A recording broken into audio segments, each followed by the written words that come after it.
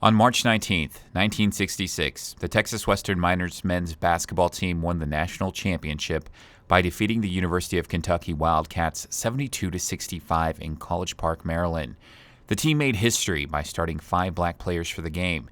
At the time, public universities were starting to integrate, but major college athletic conferences, especially in the South, still remained mostly white.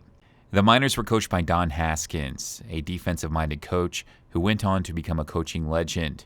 Willie Cager was a 6'5" lower post player on that historic team. All I wanted to do was learn how to play defense for Haskins. Once I learned how to play defense, offense, I took care of it myself. Hello, I'm from New York City, so hey, I like offense better than what defense. Cager says that the team had to deal with racism at the game when a Confederate flag was being waved around. But he says as a player, he dealt with worse, like the time he received a death threat after picking up a hotel room phone in Lubbock, Texas.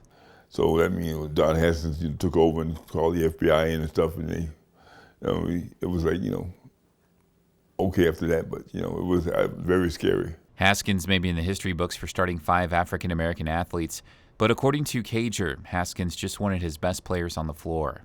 My thing was Don Haskins said he want to start the best possible 5 that he can start, and it was all black. So, but what can I tell you? It just happened that way. Joe Gomez was a student at Texas Western College during that championship season. He has worked much of his life to have that 1966 championship team recognized. Gomez recalls what the atmosphere was like in El Paso during that time. Everybody was excited because you got to remember, Texas Western was the town's school, not just a team. It was a town school. Whether you owned an automatic transmission place on Alameda, it was Texas Western was your school for sports and for education and everything else. So the town wrapped their arms around this whole Final Four. The victory in the national championship game in 1966 may be viewed by many as an upset, but Gomez says that's not the case. Honestly, I never would have looked at it as an upset. The reason why, Texas Western was the #1 rebounding team in the country, and we were top 3 in defense. So we knew that anything they could throw at us, we at least know we could play defense. But again, we knew that Adolph Rupp produced some pretty good basketball teams, and he was going to come right at you with everything.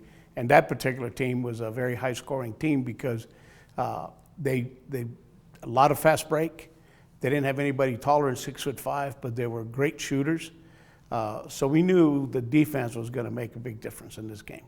After the Miners' national title in 1966, colleges across the country, even in the South, began recruiting African-American athletes more frequently. The 1966 Texas Western men's basketball team was honored at the White House in 2006 and enshrined in the Basketball Hall of Fame in 2007. In February, the team was honored at a UTEP men's home basketball game celebrating the 50th anniversary of the team. And at this year's Final Four in Houston, the historic team will be recognized for its accomplishments and the legacy that it left on the game of basketball and our country. For KRWG, I'm Anthony Moreno.